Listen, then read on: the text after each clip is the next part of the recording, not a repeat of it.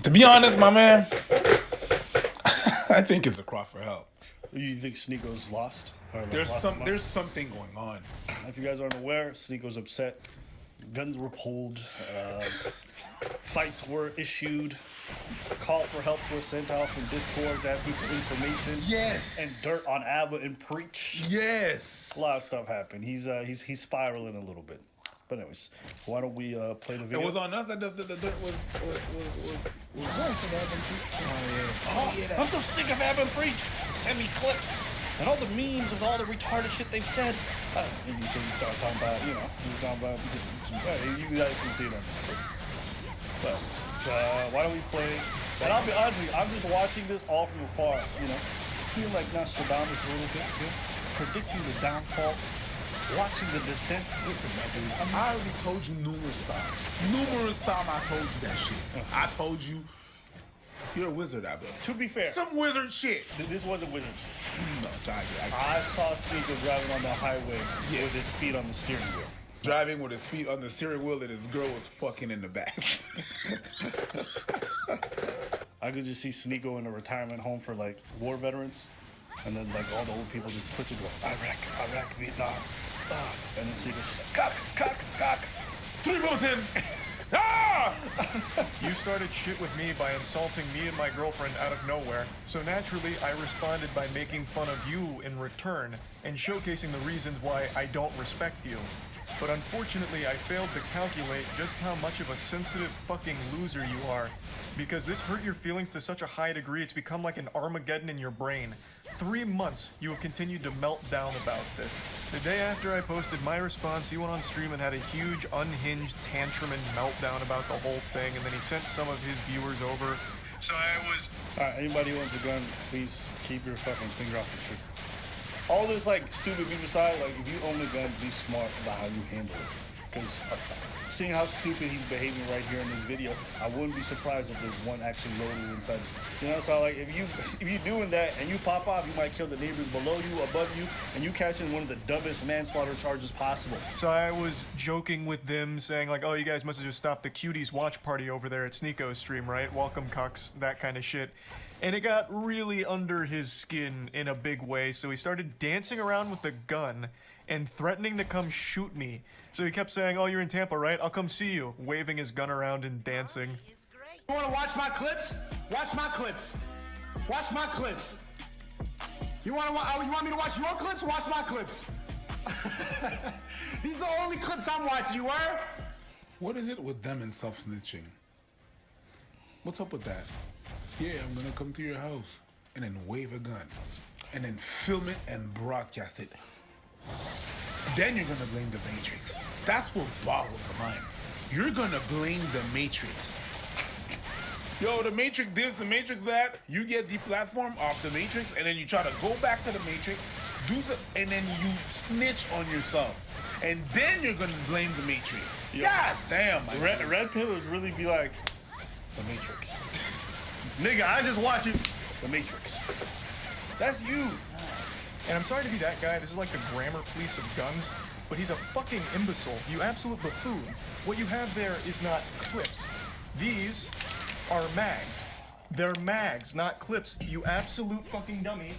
The same way that this is also a mag. They're all mags. Stop saying clips, you look fucking stupid here. Low-key? Pull up, nigga. Yeah! Yeah! Low-key! Yeah! Low-key! Pull up there. I'm in Tampa. Stand my ground and you will come through and I will show you mags instead of clips. We out you. Pull up! No, we in here waiting for you. I've been asking specifically Moist to have a boxing match. This guy wanted to be a comedian. He then gets mad because Charlie says he's buffer than Sneako. So Sneako, being the brave man that he is, wants to fight 5'6" Charlie. I'm not calling him small, I'm saying he has no muscles. Yeah, but hit the gym. Andrew Tate preaches getting a better physique. You really body watching right now? You're body shaming, but you can't fight, pussy?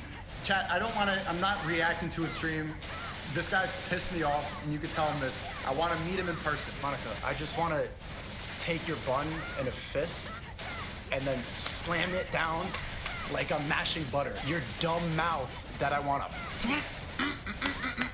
that it's something. And smash her head up and down like I'm mashing butter onto my crotch. Angela Wallace, you got me feeling some type of way, bro. I ain't gonna lie. I challenge you. You wanna box me, bro? Let's do a 1v1 boxing match. You say I belong to the streets? Yeah, I belong to the streets. We can rock this out on the streets or we can do it in the ring, bro. Let's box. You fat lying piece of shit. I would beat the fuck out of you, Ethan Klein. If you said that about me, you lied to my name to my face. Let's get in the ring. Stop talking shit about me and let's box. And then finally, when Brandon Buckingham is down to meet Sneeko, he's there to box him. They're both similar sizes. Mind you, this Brandon Buckingham said he wanted to run a train on Sneeko's girl. Sneeko would now rather just sit at home and tell jokes behind his computer. I'd rather sit at home and yell at a camera, tell jokes than, risk my manhood falling flat for Brandon Buckingham, if I lose the fight. So now it's suddenly cool to just stay at home and keep it all online. That's because you know you might lose. People are quick to call out people to fights when they think they're going to win. That's what I think happened with our people fresh off it. I don't want to bring that back, but that's what happened. When they challenge me because they think I'm fat. Because of the way we feel, they think I'm fat. Most of y'all think I'm fat. Sometimes you send me some fan pictures and fan arts that you send me, and you depict me I'm fat. I don't take no offense to that. I don't care. I like the fan art. It's pretty good. And when you did that and I said I accept, you got a little, ooh, what's going on? Why would he do that? Huh? And then people of our fan that's what I think happened, start to go in his DM and be like, yo, this guy's a bouncer and he does martial arts. You might not want to do that. Yeah. I'm pretty sure after they challenged you, you offered to fight both of them back to back. Yes, I did. Right? I did They was talking crazy. You offered to fight both of them back to back, and what ended up happening? We actually offered to pay them to show up, and it wouldn't be on YouTube. Not even on a clout thing. No cameras, nothing. It was a one-on-one thing. It was not even to put out there. You understand what I'm saying? You get me? I'm not here to brag or whatever, whatnot. But fighting one person and fighting another person is something that I had to do numerous times in my life. Not because I wanted to, because that was my job. A lot of these people are going to challenge people that they know they think they can beat. They think. Because you end up watching these people fight. Here's the thing. If you've ever been in enough street fights, you know that shit's not something to play. Nobody knows how to fight. Like take some classes and then you realize that you don't know shit about fuck. People that train are generally the most humble when it comes to violence because they understand its ramifications, and if they receive the training, they also understand it comes with responsibility. You're not supposed to be out here talking crazy to civilians and trying to fight them all the time. And a lot of people, when they train fight, the first thing that they tell you in a fight, the first thing that you can do is sleep. In a self-defense situation, if you are a big monster human and you want to fight me and you square off with me, guess what I'm gonna do? Run away. Because I don't want to get involved. Even if I see skinny little Lex out on the street and you start yelling at me and saying you want to fight me, I don't want to fight you. It doesn't matter. I don't care if I can beat you or not. What if you stab me? What if you sue me after I get done throwing you onto the concrete? There's a million bad things that can happen and almost nothing good. My first self-defense is my feet to get away from you. Leave. That's your first move. It's just because they challenge people. I see this thing happen a lot. I'll fight you. That's you not even being able to control your ego. You know, it's funny that these red pill dudes want to talk about discipline and all of this stuff. They can't control their emotions. You know, like Sneeko want to call himself a comedian. Anytime people joke on his name, all of a sudden he wants to pull out guns and fight. This dude is a clown trying to be out here telling, I can lead men. Again, watch the pattern. You notice this because if you've ever been someone who followed great leaders, they don't look like these guys. They don't behave the way that they do. Want to know why? Because if you follow these kinds of men in life, it would lead to your death. If you had a commander, or if you had a leader who basically got hyper emotional when insulted, or let his ego get in the way of making all the smart decisions, your unit's not gonna survive. And so that's why when I listen to this kind of guy, I'm just like, bro, you're a clown who's basically cosplaying as some kind of masculine leader, but then every time people poke, they see there's a bunch of chinks in your armor. That's insecurity. I'm deeply afraid of somebody calling me a pussy. You're a pussy. There, I helped you overcome your fear. If that's all it takes for you to start challenging people to fights, you're not ready to be a man. You're a boy. If you get that antsy at the slightest provocation, you're not ready to protect your family. You guys understand that restraint is oftentimes the biggest thing that you can do to protect your loved ones? You know, if somebody looks at your kid and says, oh, whatever, they say something, you think your job is to just go out there and start punching them in the face? How are you going to protect your family when you're in jail? Big game. Stupid. Big game. How are you going to protect On the your moment. wife On or the moment. anybody or provide for them when they're going to be destitute or whatever financial situation when you are in jail, stupid? Not even in jail. On the moment. Guys talking while I challenge a guy. I'm with my wife and kids. I'm like, yo, wanna do this? Wanna do this? He decks me in the mouth. I'm out cold. What happens to my wife? What if he has a weapon? You know, like, I'm not saying there's not a place where you defend the people around you. Absolutely, that always comes in time and place. That's a thing, of course. But you gotta also understand the strength. You gotta do a bit of risk assessment. You gotta be able to keep your cool so that the people around you can stay safe. That's what it means to be a man. Not be, oh, you wanna see my clips? And I'm just telling you, all these red pill dudes, a lot of them start self-exposing, right? They start self-reporting. They start self-snitching. Anytime you start to pressure them a little bit. Wanna know why? Because underneath whatever facade they put online, this persona, what you realize is that underneath it all, it's a soft little boy whose inner nerd who got bullied has never actually outgrown. I'm certainly not one of those good people. Matter of fact, I'm straight up kind of an asshole. I'm an extremely self-involved, insecure, and overcompensating wannabe that constantly speaks about things I barely know about. And when people speak to me, I don't listen, I just wait for my own turn to speak. All right, at least you know, bro. And look, people want to have sympathy for him, all this other stuff. Oh, I feel bad, he's a young man, you know, give him time. I question, does he even show a modicum of respect or sympathy for others going through any kind of struggle? Anybody. This is D'Angelo Wallace who took a break from YouTube after going through some stuff. I haven't found a way around it. Oh no. Oh God. I search for ways around it. I do everything I'm supposed to do, like, you know, therapy and taking care of myself and all of that stuff. But the truth is, I have really severe anxiety, depression, and it often leads to, you know, ideation.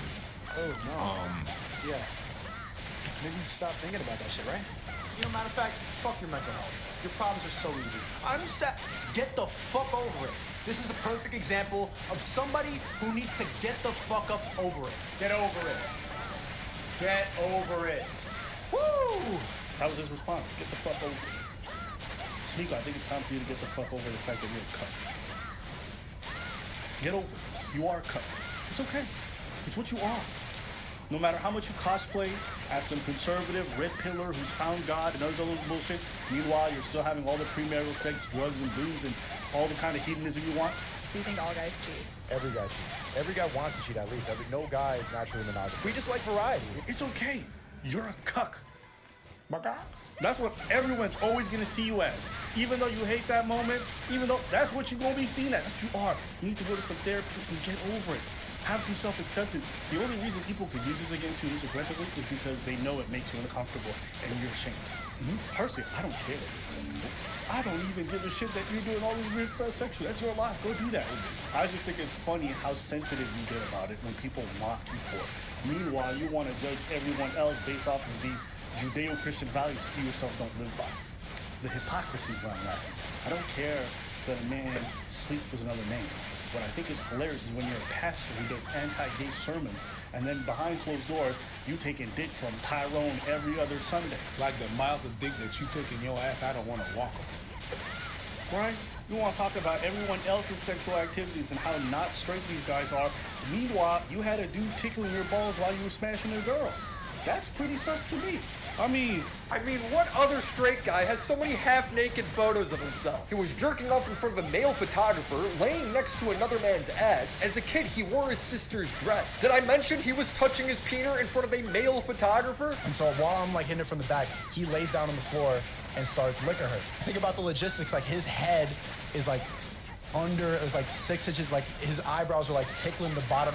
I'm not gonna lie, the stuff that's in this video is probably some of the gay shit I ever seen a dude potentially do. most of these guys online who do this stuff on the red pill are overcompensating for some shit. Yeah, they will be like, oh, I think you're gay. What? Bro, you got a picture of you laying in bed with another man, and you got a picture of you kissing another dude. Like, y'all really can't say much. And I don't care that you have these things. I just think it's hilarious when people throw stones from glass houses. You try to call out everybody, but that's what you do. Yeah. That's what you do. You guys are the Derek Jacksons of the South. That's what you are. Talking one shit and putting down other people for the same shit that you do. We do not care that you do all those things. I don't care that you go out with escort girls or people or sugar babies or this and that or Instagram models. That's you. But when you put down other people and you look at other people, you're really talking about yourself. You're really talking about yourself. He's said multiple times that he wants to be the next Andrew Tate. I'm trying to be that. I want to be the top G one day. When the Tates got banned off YouTube, Tristan passed the torch to Sneeko, and he completely creamed himself. I'm gonna continue living the life. So, Sneeko, young man, if I disappear, I'm passing the torch to you. Keep spreading the message while it's still relevant to talk. Tristan Tate said he passed me the torch. It's not gonna be easy, but what you really want is a good man to fuck. Yeah, come here, shut the fuck up with your feminism. Shut up, Chad. Shut the fuck up. Yeah. That's what you need. You need that. Do I feel bad for this guy? Absolutely not. Absolutely not. I don't feel bad for none of these dudes. These guys are poison. They're a poison in society. So yeah, if people want to exercise them for the internet, I ain't got no problem. Get the filth out. That's what I think. Anything else you want to say? Nah.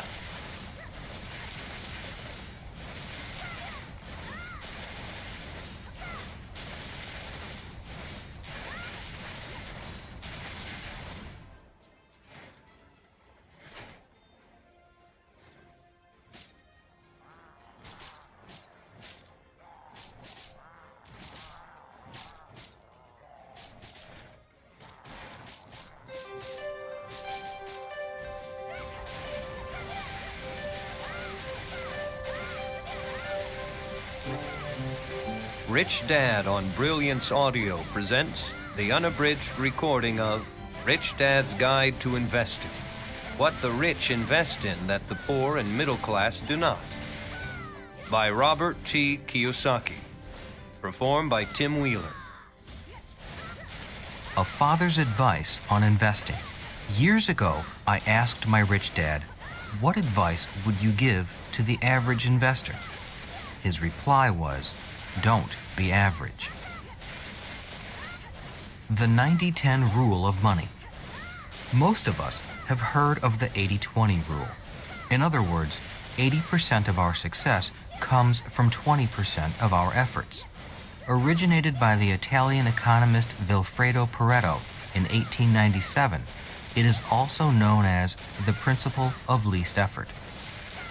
Rich Dad agreed with the 80-20 rule for overall success in all areas but money. When it came to money, he believed in the 90-10 rule. Rich Dad noticed that 10% of the people had 90% of the money. He pointed out that in the world of movies, 10% of the actors made 90% of the money. He also noticed that 10% of the athletes made 90% of the money, as did 10% of the musicians. The same 90-10 rule applies to the world of investing, which is why his advice to investors was, don't be average. An article in the Wall Street Journal recently validated his opinion. It stated that 90% of all corporate shares of stock in America are owned by just 10% of the people. This audiobook explains how some of the investors in the 10% have gained 90% of the wealth and how you might be able to do the same. Introduction. What you will learn from listening to this audiobook. The Securities and Exchange Commission, SEC, of the United States defines an individual as an accredited investor if the individual has $200,000 or more in annual income, or $300,000 or more in annual income as a couple, or $1 million or more in net worth. The SEC established these requirements to protect the average investor from some of the worst and most risky investments in the world.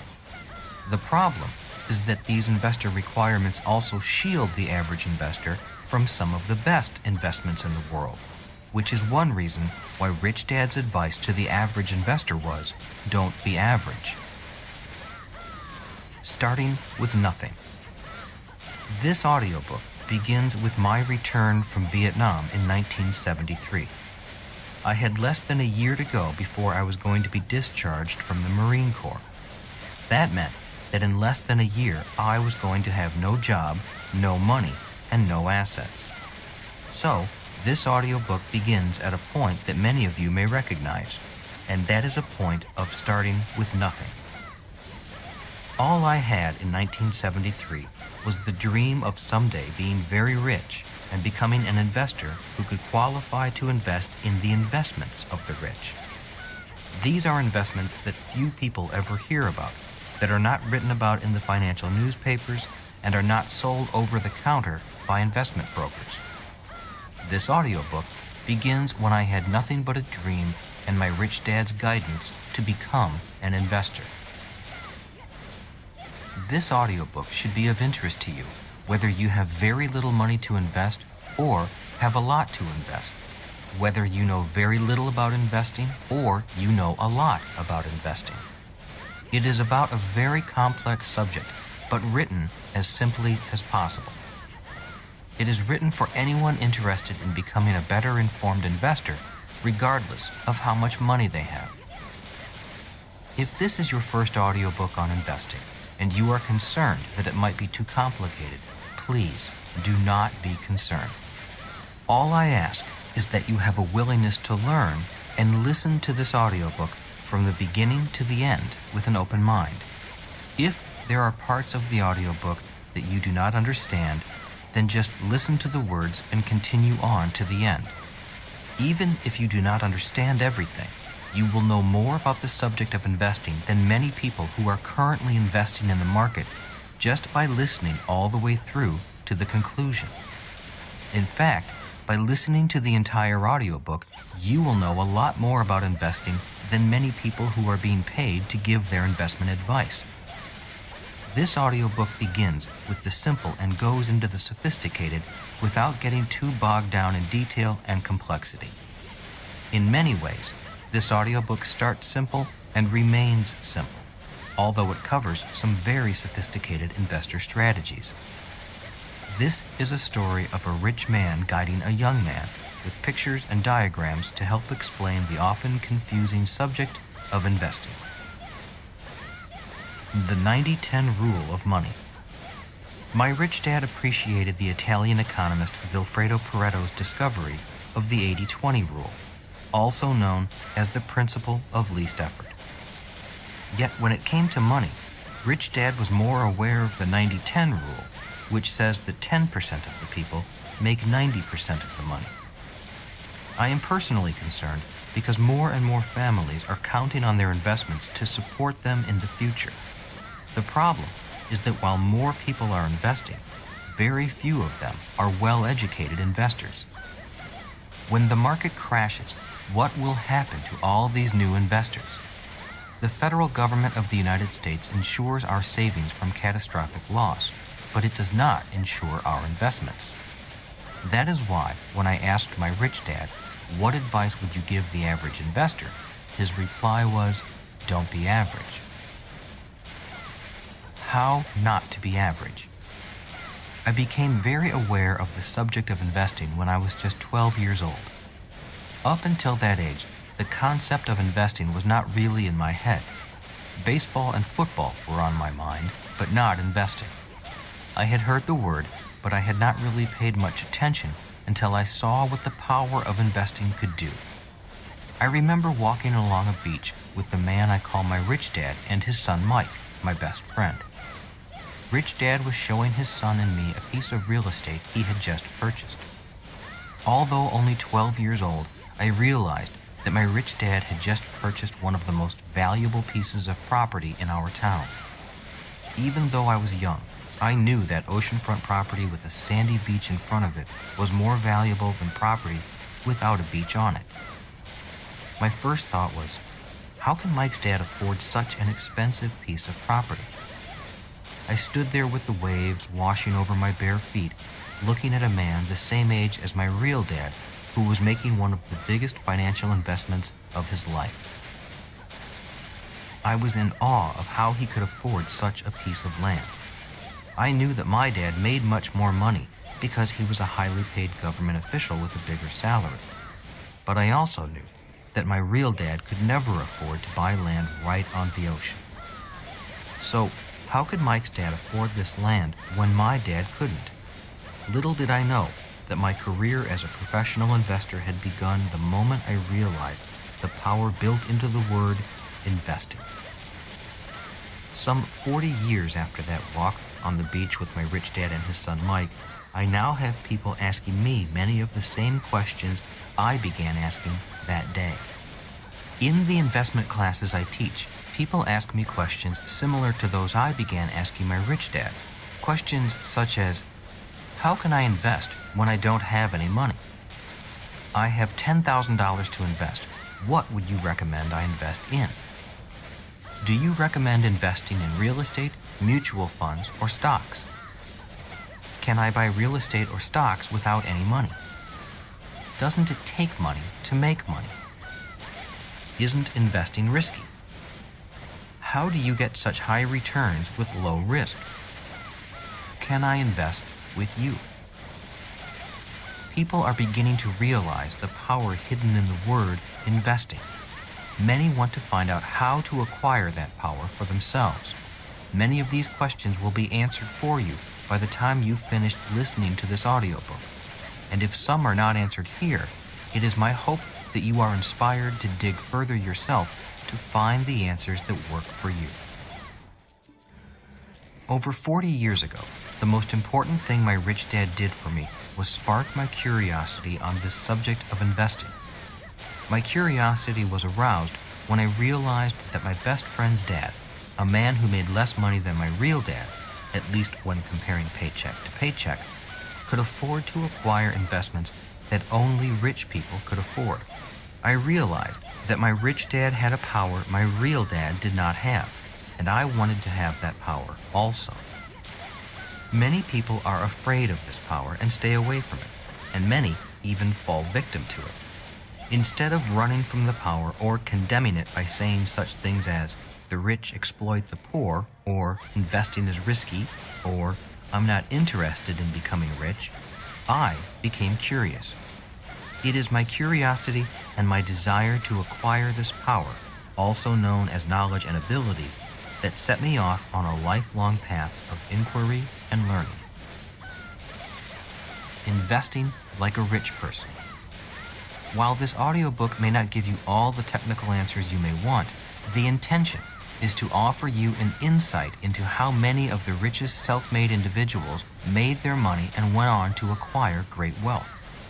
Standing on the beach at the age of 12, looking at my rich dad's newly acquired piece of real estate, my mind was opened to a world of possibilities that did not exist in my home.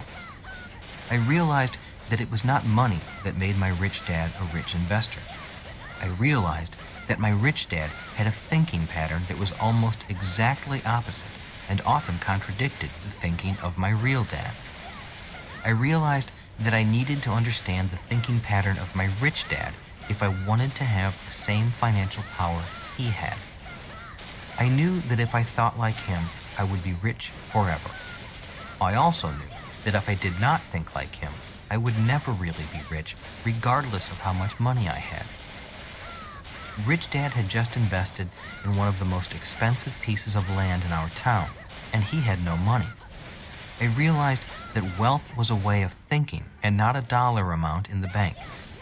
It is this thinking pattern of rich investors that I want to deliver to you in this audiobook. Rich Dad's Answer. Standing on the beach 40 years ago, I finally worked up the courage to ask my rich dad, how can you afford to buy these 10 acres of very expensive oceanfront land when my dad can't afford it? Rich Dad then gave me an answer I have never forgotten. He put his arm around me, and we turned and started walking down the beach at the waterline. Rich Dad began to warmly explain to me the fundamentals of the way he thought about money and investing. His answer began with, "I can't afford to buy this land either, but my business can."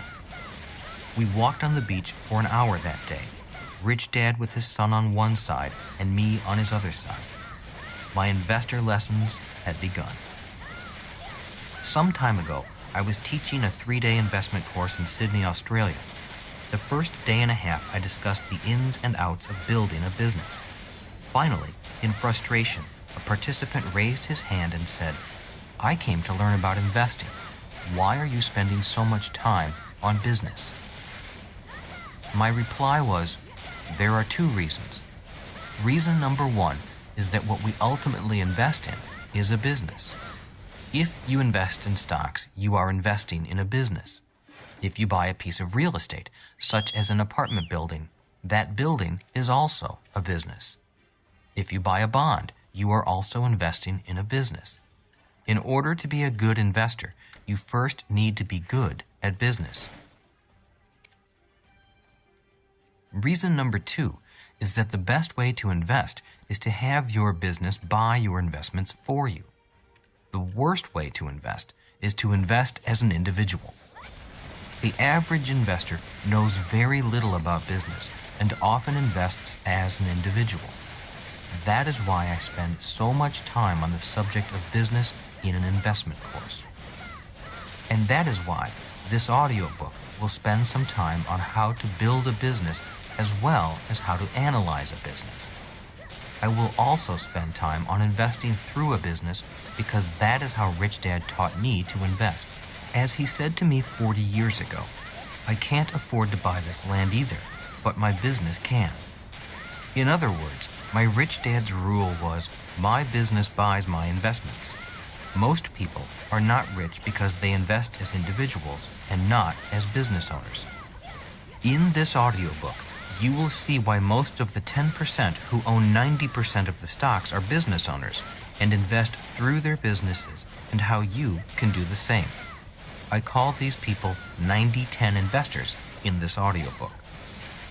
Later in the course, the individual who had questioned me understood why I spent so much time talking about business. As the course progressed, that individual and the class began to realize that the richest investors in the world do not buy investments. Most of the 90-10 investors created their own investments. The reason we have billionaires who are still in their 20s is not because they bought investments. They created investments, called businesses, that millions of people want to buy. Nearly every day, I hear people say, "I have an idea for a new product that will make millions." Unfortunately, most of those creative ideas will never be turned into fortunes. The second half of this audiobook will focus on how the 10% turn their ideas into multi-million and even multi-billion-dollar businesses that other investors invest in. That is why Rich Dad spent so much time teaching me how to build businesses as well as how to analyze businesses to invest in. So if you have an idea that you think could make you rich, or maybe even help you join the 90-10 Investor Club, the second half of this audiobook is for you. Buy, hold, and pray. Over the years, Rich Dad pointed out that investing means different things to different people. Today, I often hear people saying such things as, "I just bought 500 shares of XYZ company for $5 a share. The price went up to $15 and I sold it. I made $5,000 in less than a week." My husband and I buy old houses. We fix them up and sell them for a profit. I trade commodity futures. I have over $1 million in my retirement account. Safe as money in the bank. I have a diversified portfolio. I'm investing for the long term. As Rich Dad said, investing means different things to different people. While the above statements reflect different types of investment products and procedures, Rich Dad did not invest in the ways reflected in the preceding statements. He said, most people are not investors.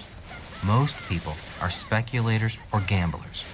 Most people have the buy, hold, and pray mentality. Most investors live in the hope that the market stays up and live in fear of the market crashing. A true investor makes money regardless of whether the market is going up or crashing down. They make money regardless of whether they are winning or losing. The average investor does not know how to do that, and that is why most investors are average investors who fall into the 90% that make only 10% of the money.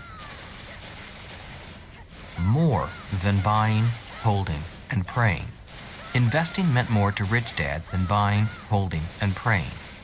This audiobook will cover the following subjects. 1. The 10 investor controls that can reduce risk and increase profits. Rich Dad said, investing is not risky. Being out of control is risky. 2. The 5 phases of Rich Dad's plan to guide me from having no money to investing with a lot of money.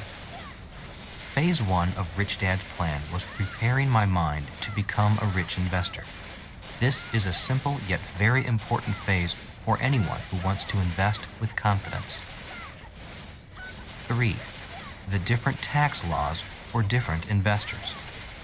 In Rich Dad's Cash Flow Quadrant book, I cover the 4 different people found in the world of business. The E stands for employee.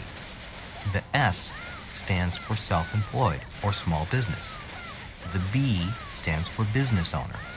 The I stands for investor. Rich Dad encouraged me to invest from the B quadrant because the tax laws are better for investing. Rich Dad always said, the tax laws are not fair. They are written for the rich and by the rich. If you want to be rich, you need to use the same tax laws the rich use.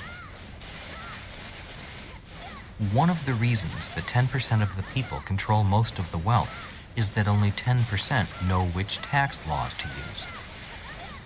In 1943, the federal government plugged most tax loopholes for all employees.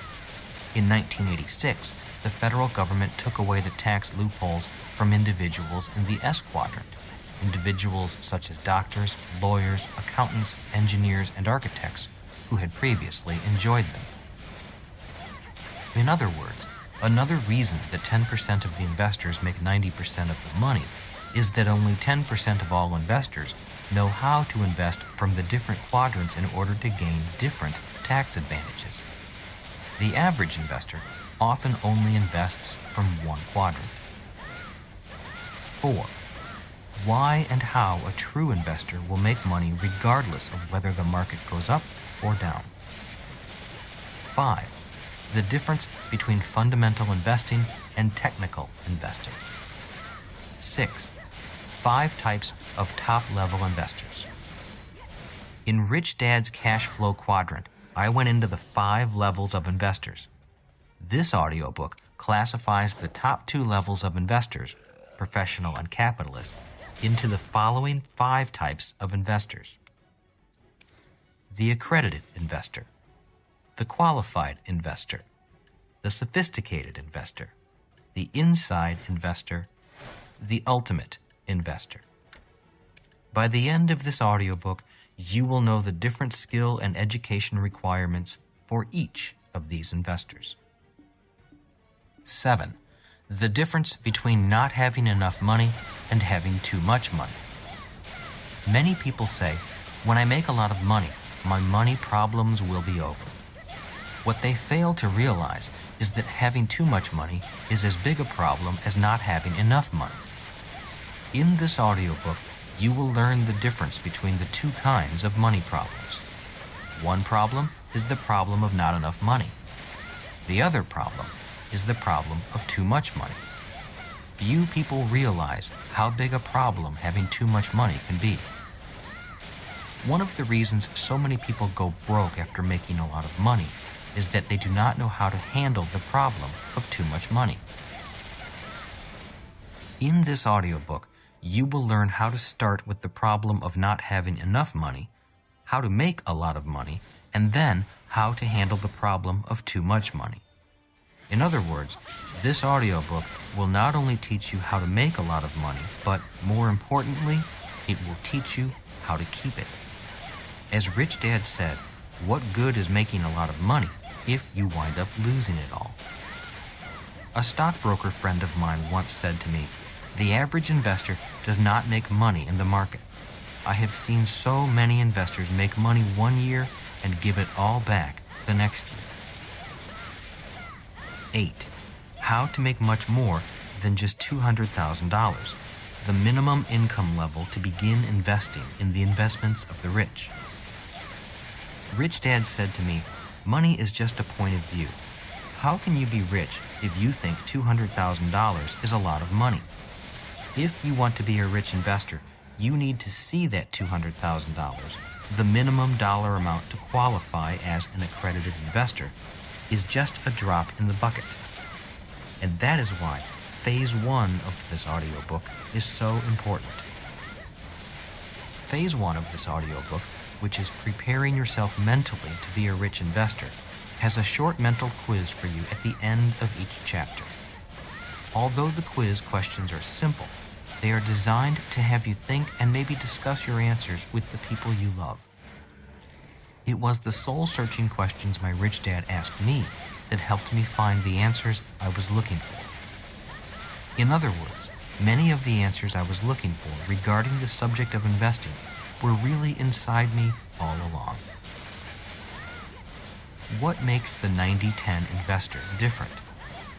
One of the most important aspects of this audiobook is the mental differences between the average investor and the 90-10 investor. Rich Dad often said, if you want to be rich, just find out what everyone else is doing and do exactly the opposite. As you listen to this audiobook, you will find out that most of the differences between the 10% of investors who make 90% of the money and the 90% that make only 10% of the money are not what they invest in, but the different ways they think. For example, most investors say, don't take risks. The rich investor takes risks. Most investors say, diversify. The rich investor focuses.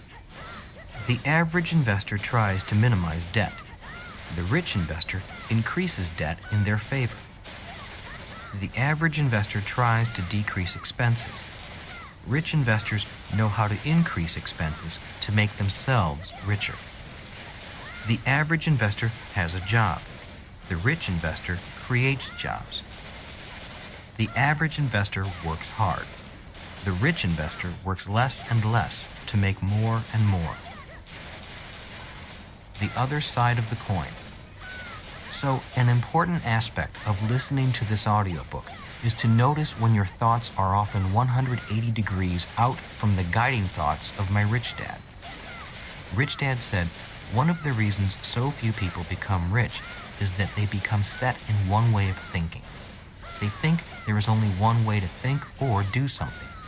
While the average investor thinks, play it safe and don't take risks, the rich investor must also think about how to improve skills so he or she can take more risks. Rich Dad called this kind of thinking on both sides of the coin. He went on saying, the rich investor must have more flexible thinking than the average investor. For example, while both the average investor and rich investor must think about safety, the rich investor must also think about how to take more risks. While the average investor thinks about cutting down debt, the rich investor is thinking about how to increase debt. While the average investor lives in fear of market crashes, the rich investor looks forward to market crashes. While this may sound like a contradiction to the average investor, it is this contradiction that makes the rich investor rich. As you listen to this audiobook, be aware of the contradictions in thinking between average investors and rich investors. As Rich Dad said, the rich investor is very aware that there are two sides to every coin. The average investor sees only one side. And it is the side the average investor does not see that keeps the average investor average and the rich investor rich. The second part of this audiobook is about the other side of the coin. Do you want to be more than an average investor? This audiobook is much more than just an audiobook about investing, hot tips, and magic formulas. One of the main purposes for writing it is to offer you the opportunity to gain a different point of view on the subject of investing. It begins with my returning from Vietnam in 1973 and preparing myself to begin investing as a rich investor. In 1973, Rich Dad began teaching me how to acquire the same financial power he possessed, a power I first became aware of at the age of 12. While standing on the beach in front of my Rich Dad's latest investment 40 years ago, I realized that when it came to investing, the difference between my Rich Dad and my Poor Dad went far deeper than merely how much money each man had to invest. The difference is first found in a person's deep desire to be much more than just an average investor. If you have such a desire, continue listening. Phase 1. Are you mentally prepared to be an investor? Chapter 1. Investor lesson number 1. What should I invest in? In 1973, I returned home from my tour of Vietnam. I felt fortunate to have been assigned to a base in Hawaii near home rather than to a base on the East Coast. After settling in at the Marine Corps Air Station, I called my friend Mike and we set up a time to have lunch together with his dad, the man I call my Rich Dad. Mike was anxious to show me his new baby and his new home, so we agreed to have lunch at his house the following Saturday. When Mike's limousine came to pick me up at the drab gray base, BOQ, Bachelor Officers' Quarters, I began to realize how much had changed since we had graduated together from high school in 1965. "Welcome home," Mike said as I walked into the foyer of his beautiful home with marble floors. Mike was beaming from ear to ear as he held his 7-month-old son. "Glad you made it back in one piece." "So am I," I replied as I looked past Mike at the shimmering blue Pacific Ocean, which touched the white sand in front of his home. The home was spectacular. It was a tropical one-level mansion with all the grace and charm of old and new Hawaiian living. There were beautiful Persian carpets, tall green potted plants, and a large pool that was surrounded on 3 sides by his home, with the ocean on the 4th side. It was very open, breezy, and the model of gracious island living, with the finest of detail. The home fit my fantasies of living a luxurious life in Hawaii. "Meet my son James," said Mike. "Oh," I said in a startled voice. I had slipped into a trance taking in the stunning beauty of this home. My jaw must have been hanging open. "What a cute kid," I replied, as any person should reply when looking at a new baby. But as I stood there making faces at a baby blankly staring back at me, my mind was still in shock at how much had changed in 8 years. I was living on a military base in old barracks, sharing a room with 3 other messy beer-drinking young pilots, while Mike was living in a multi-million-dollar estate with his gorgeous wife and newborn baby. "Come on in," Mike continued. "Dad and Connie are waiting for us on the patio." The lunch was spectacular and served by their full-time maid. I sat there enjoying the meal, the scenery, and the company when I thought about my 3 roommates who were probably dining at the officers' mess hall at that very moment. Since it was Saturday, lunch on the base was probably a sub sandwich and a bowl of soup. After the pleasantries and catching up on old times, Rich Dad said, "As you can see, Mike has done an excellent job investing the profits from the business. We have made more money in the last 2 years than I made in the first 20. There is a lot of truth to the statement that the first million is the hardest." "So, business has been good?" I asked, encouraging further disclosure on how their fortunes had jumped so radically. Business is excellent, said Rich Dad. These new 747s bring so many tourists from all over the world to Hawaii that business cannot help but keep growing. But our real success is from our investments more than from our business, and Mike is in charge of the investments. Congratulations, I said to Mike. Well done. Thank you, said Mike, but I can't take all the credit. It's Dad's investment formula that is really working. I'm just doing exactly what he has been teaching us about business and investing for all these years. It must be paying off, I said. I can't believe you live here in the richest neighborhood in the city. Do you remember when we were poor kids running with our surfboards between houses trying to get to the beach? Mike laughed. Yes, I do. And I remember being chased by all those mean old rich guys. Now I'm the mean old rich guy who's chasing those kids away. Who would have ever thought that you and I would be living... Mike suddenly stopped talking once he realized what he was saying. That while he was living here, I was living on the other side of the island in drab military barracks. I'm sorry, he said. I didn't mean to. No apologies necessary, I said with a grin. I'm happy for you. I'm glad you're so wealthy and successful. You deserve it because you took the time to learn to run the business. I'll be out of the barracks as soon as my contract with the Marine Corps is done.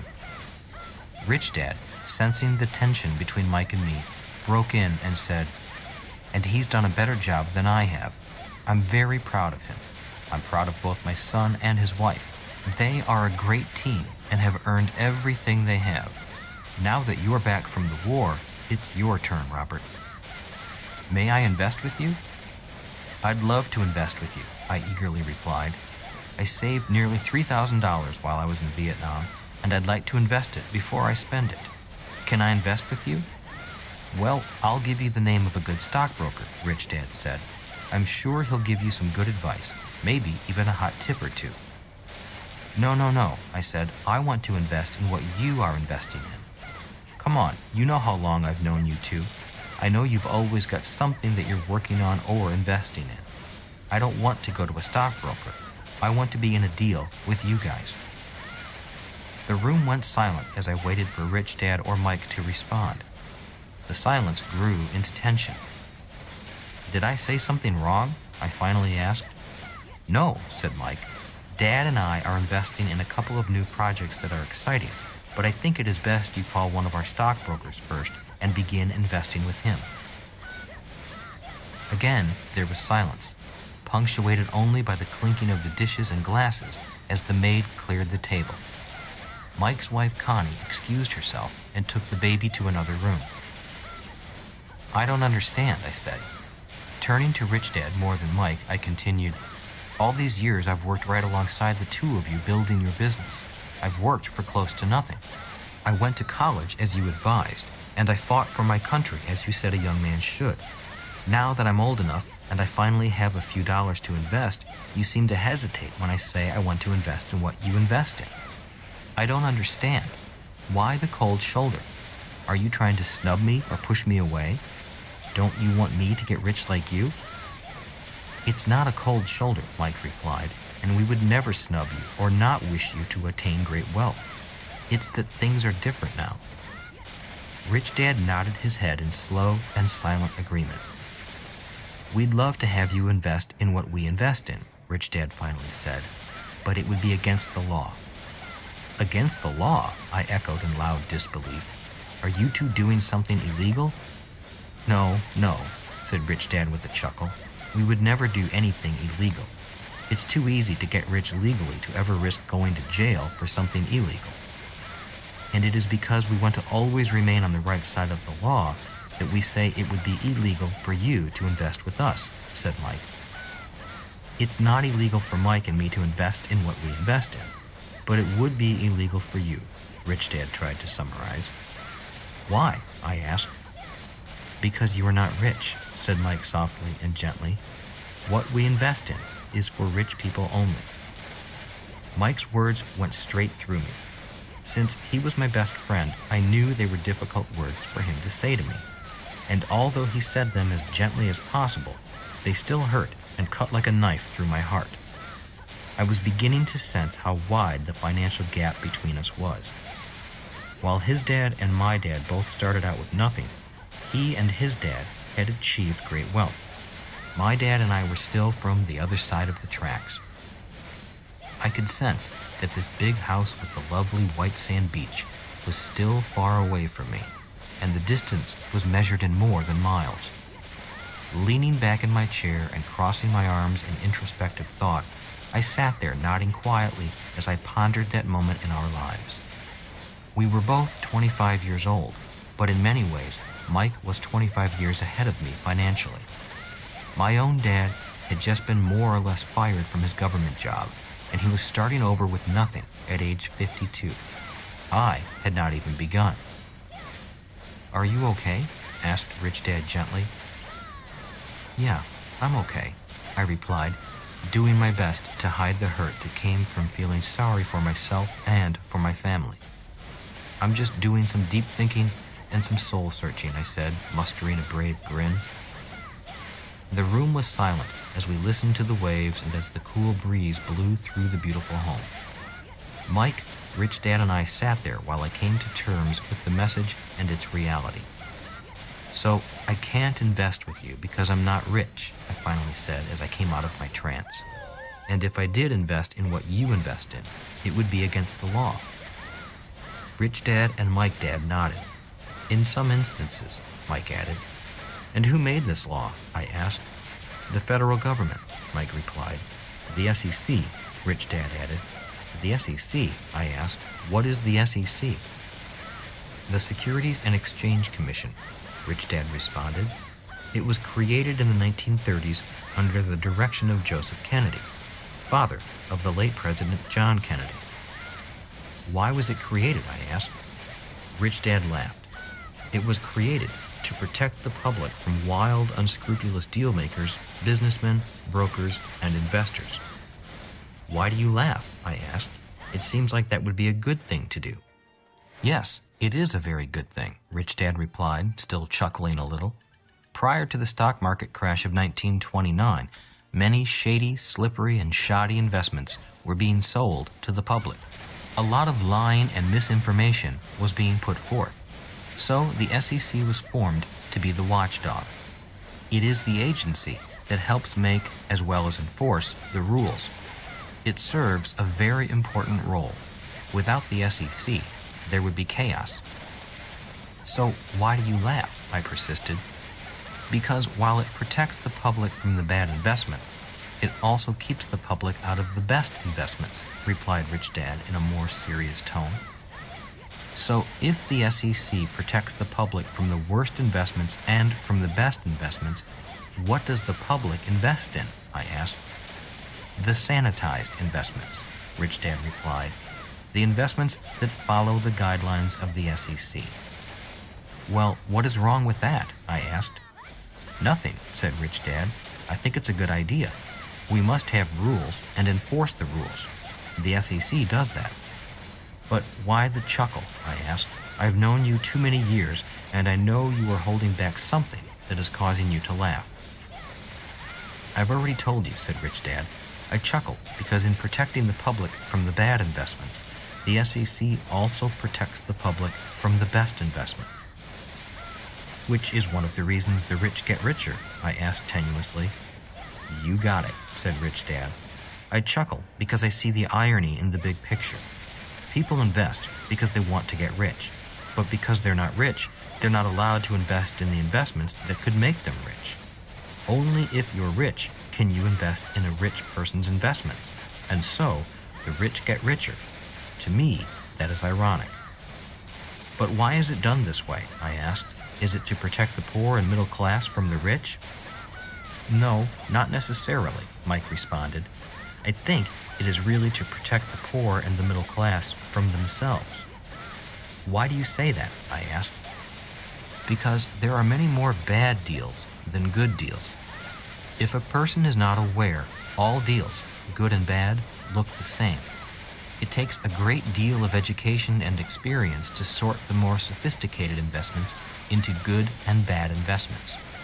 To be sophisticated means you have the ability to know what makes one investment good and the others dangerous. And most people simply do not have that education and experience, said Rich Dad. Mike, why don't you bring out the latest deal we are considering? Mike left the table for his office and returned with a 3-ring binder that was about 2 inches thick, filled with pages, pictures, figures, and maps. This is an example of something we would consider investing in, said Mike as he sat down. It is known as a non-registered security. This particular investment is sometimes called a private placement memorandum.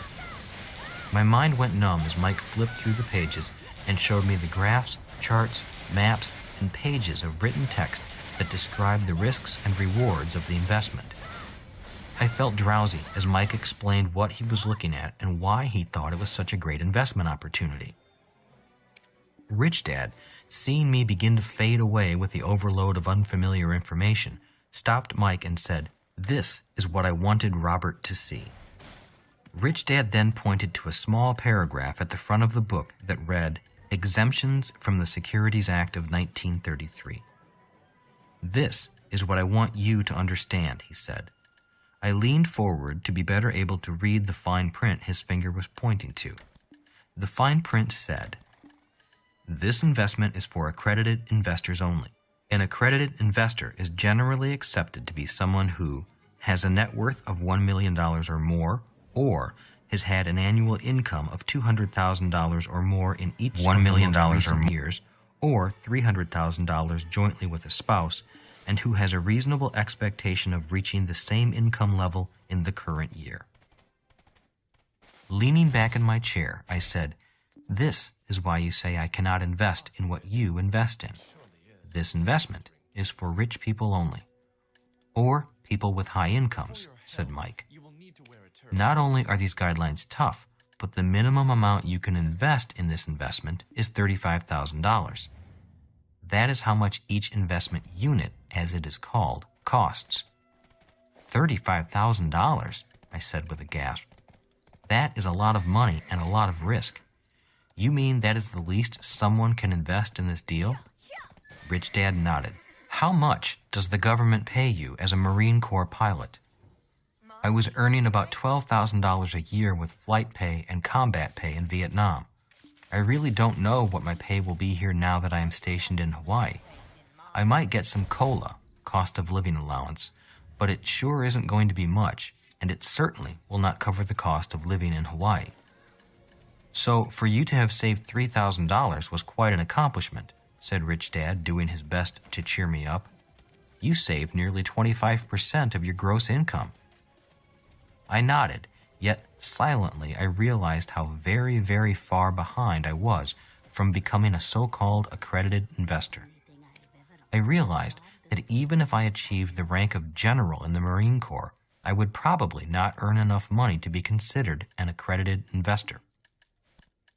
"So what should I do?" I finally asked.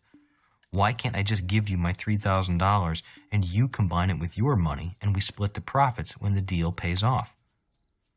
"We could do that," said Rich Dad, "but I wouldn't recommend it. Not for you, anyway."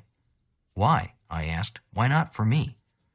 "You already have a pretty good financial education foundation, so you can go way beyond just being an accredited investor. If you want, you could become a sophisticated investor. Then you will find wealth far beyond your wildest dreams." Accredited investor? Sophisticated investor? What's the difference? I asked, actually feeling a spark of renewed hope.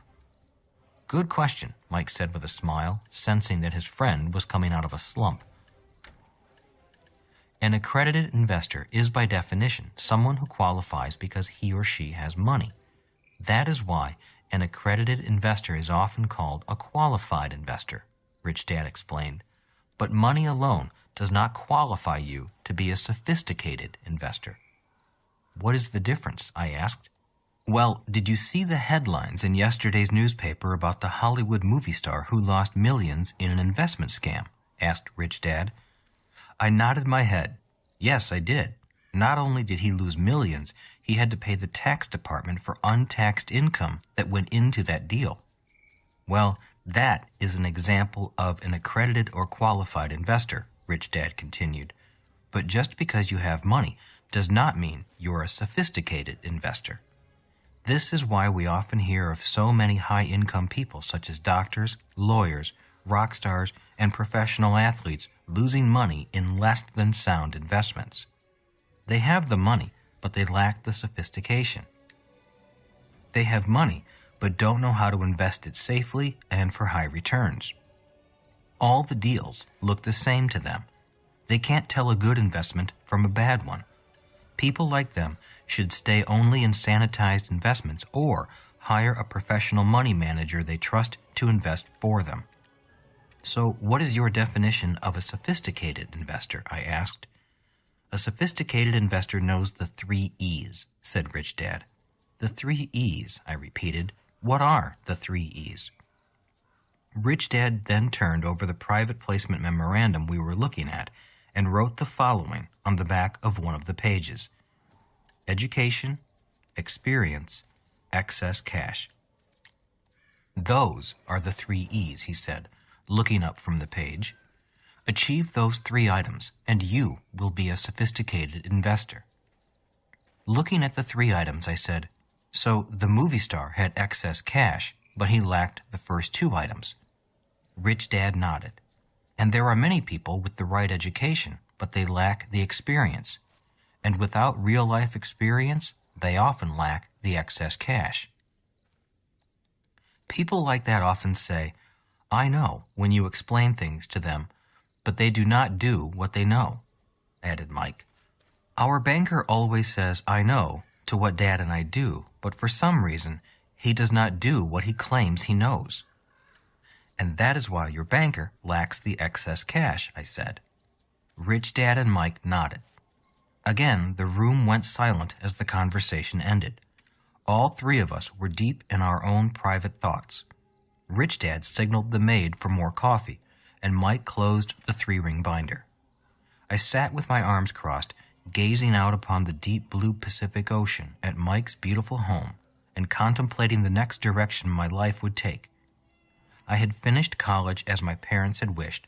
My military obligation would soon be over, and then I would be free to choose the path that was best for me. What are you thinking about? Asked Rich Dad, sipping from his fresh cup of coffee. I'm thinking about what I want to become now that I have grown up, I replied. And what is that? Asked Mike. I'm thinking that maybe I should become a sophisticated investor, I replied quietly, whatever that is. That would be a wise choice, said Rich Dad. You've got a pretty good start, a solid financial education foundation. Now it's time to get some experience. And how will I know when I have enough of both? I asked. When you have excess cash, smiled Rich Dad. With that, the 3 of us laughed and raised our water glasses, toasting to excess cash. Rich Dad then toasted, and to being a sophisticated investor. To being a sophisticated investor and to excess cash, I repeated again, silently to myself. I liked the ring of those words in my head. Mike's limousine driver was summoned, and I returned to my dingy bachelor officer's quarters to think about what I was going to do with the rest of my life. I was an adult, and I had fulfilled many of my parents' expectations, such as getting a college education and serving my country during a time of war. It was now time for me to decide what I wanted to do for myself. The thought of studying to become a sophisticated investor appealed to me. I could continue my education with Rich Dad as I gained the experience I needed. This time, my Rich Dad would be guiding me as an adult. 20 years later. By 1993, Rich Dad's wealth was split between his children, grandchildren, and their future children. For the next 100 years or so, his heirs would not have to worry about money. Mike received the primary assets of the business and has done a magnificent job of growing the balance of Rich Dad's financial empire, a financial empire that Rich Dad had built from nothing. I had seen it start and grow during my lifetime. It took me 20 years to achieve what I thought I should have been able to do in 10 years. There is some truth to the saying, it's the first million that is the hardest. In retrospect, making $1 million was not that difficult. It's keeping the million and having it work hard for you that I found to be difficult. Nevertheless, I was able to retire in 1994 at the age of 47, financially free and with ample money to enjoy life. Yet it was not retirement that I found exciting. It was finally being able to invest as a sophisticated investor that was exciting. To be able to invest alongside Mike and Rich Dad was a goal worth achieving. That day back in 1973, when Mike and Rich Dad said I was not rich enough to invest with them, was a turning point in my life. It was the day I set the goal to become a sophisticated investor. The following is a list of some of the investments in which so-called accredited investors and sophisticated investors invest. Private placements, real estate syndication and limited partnerships, pre-initial public offerings, IPOs. IPOs. While available to all investors, IPOs are not usually